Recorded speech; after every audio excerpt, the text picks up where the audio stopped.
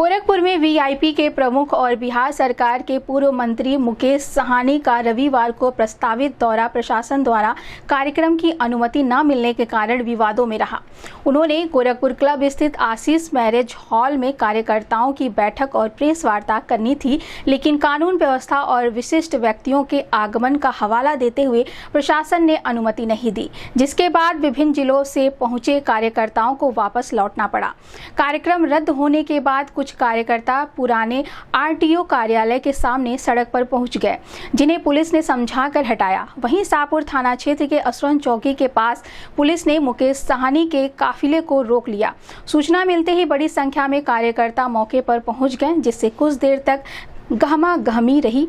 इस दौरान मुकेश साहनी ने प्रशासनिक कार्रवाई पर नाराजगी जताते हुए आरोप लगाया कि विपक्ष की आवाज दबाई जा रही है और उनके साथ लोकतांत्रिक व्यवस्था के अनुरूप व्यवहार नहीं किया गया। उन्होंने कहा कि उनकी पार्टी बाबा साहब डॉक्टर भीमराव अंबेडकर के विचारों पर चलते हुए वंचित और पिछड़े वर्गों के अधिकारों की लड़ाई जारी रहेगी।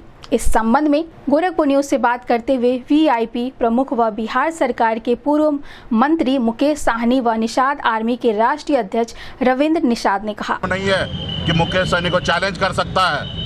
आप कैसे चैलेंज कर सकते हैं? हमको क्रिमिनल है, आप हमको इस तरीके से आतंकवादी के जैसे रोक रहे हैं। इस तरीके से आपको एक रीजन दीजिए, लिखित में आपको लेकर लाके लेटर दीजिए कि मेरे वजह से आपके इस राज्य में क्या दिक्कत होगा, इस जिला में क्या दिक्कत है। आपको मेरे कारण बता के आप हमको इससे डिटेन कर सकते हैं, रोक सकते हैं, लेकिन कुछ नहीं। लेकिन गुंडा राज है। प्रदेश में निशान लड़ते वो एक टिकट पे समझौता करने लगे हैं। वो आज भाजपा के गोद में जाकर बैठ गए हैं और 5 साल से मलाई खा रहे, आरक्षण का और तक नहीं हो रहा है। तो अब आने वाला समय में समाज को सोचना दीजिए कि समाज को क्या निर्णय लेना है। अब समाज के साथ हमको खाली खड़ा रहना है, समाज अच्छा बुरा सोचेंगे। अब डॉक्टर साहब है तो भी हमारे भाई है, वो भी आ जाए, इस मिशन से जुड़े।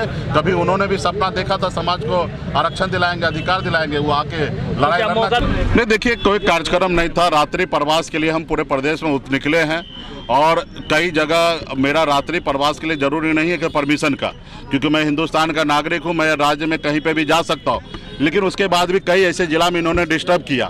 डिस्टर्ब करने के कारण होटल को धमकाना, अनलीगल तरीके से धमकाना, हमको तो कुछ नहीं कह सकते, लेकिन होटल को धमका के आप देखिए यहाँ पे चिट्ठी लगा हुआ है। आप किस तरीके से गुंडा के जैसे होटल को धमका दिया, सील कर दिया। तो हमने सोचा कि अगर गोरखपुर जा रहे हैं तो यहाँ पे परमिशन ले लिया जाए।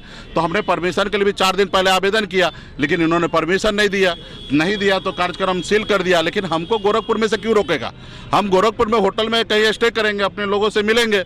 अब उसमें भी कोई इनको आपत्ति है? देखिए किस तरीके से सैकड़ों पुलिस और कर्मी को यहाँ पे ऐसा लग रहा है मैं गुंडा हूँ और मैं आतंकवादी हूँ। जिस तरीके से ये लोग व्यवहार कर रहे हैं, तो कुछ नहीं, जनता समझ रही है, जाग रही है। इस सरकार को विदाई तय है। इस सरकार जो है संविधान को नहीं मान रहा, जात को देखकर इनकाउंटर करता है। गरीब पिछड़ा दलित है तो उसको इनकाउंटर कर देता है, जात को देखकर नौकरी छीन लेता है, जात को देख के नौकरी दे रहा है। तो ये यहाँ पे संविधान का राज नहीं है। तो आने वाला समय में संविधान को कायम करने के लिए हम पूरा उत्तर प्रदेश में योगी सरकार, मोदी सरकार को उखाड़ फेंकने के लिए हम लोग संघर्ष करेंगे। इनको चैन से बैठने नहीं देंगे। निषाद का बयान है कि उन्होंने कहा कि दोनों भाई बिहार संभाले, मैं उत्तर प्रदेश संभालूंगा। नहीं, हम तो मदद करने के लिए आए हैं। एक बिहार के भाई उनको क्यों नहीं मदद कर सकता है? हम उनको मदद करने के लिए वो आए, मेरे साथ लड़ाई लड़े। सिर्फ मलाई खाएंगे तो नहीं होगा ना, उनको आके सरकार की बगावत करे। और दिल्ली के सरकार ही ना आरक्षण देगा और कोई तो आरक्षण देगा नहीं।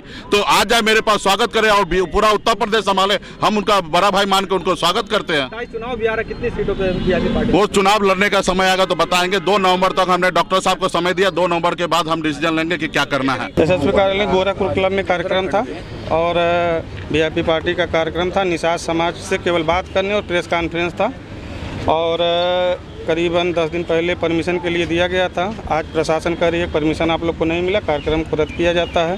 क्योंकि हम लोग दबे कुचले समाज के हैं, इसलिए हम लोग का कार्यक्रम रद्द कर दिया गया है। और देखिए यहाँ पे जो हम लोग संविधान के तहत काम कर रहे थे, संविधान के तहत अपना कार्यक्रम कर रहे थे और कहीं ये नहीं था कि हम लोग रोड जाम कर रहे थे, कहीं नारेबाजी हो रही थी।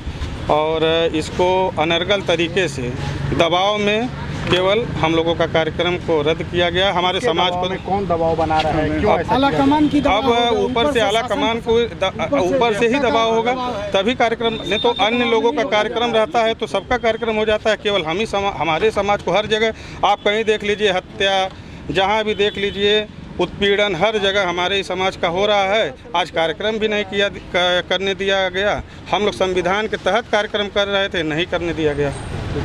क्या रणनीति अपनाई जाएगी आप लोगों के द्वारा? अब पार्टी को कौन रोक रहा है? वीआईपी पार्टी, निषाद समाज की आगे बात क्या करते हैं। रणनीति रहेगी आपकी? आगे रणनीति है कि अब माननीय अध्यक्ष जी से बात करके और पुनः परमिशन लेकर के हम लोग बहुत बड़ा कार्यक्रम करेंगे। यहाँ पे निषाद समाज का कार्यक्रम करेंगे और निषाद समाज अब की जिसको चाहेगा सरकार उसी की बनेगी। निषाद समाज जिसके तरफ झुकाव रहेगा, निषाद समाज का जो अधिकार, जो हक देगा, जो आरक्षण देगा, उसी का सरकार बनेगा। नहीं तो निषाद समाज अब सरकार का बहिष्कार करेगी।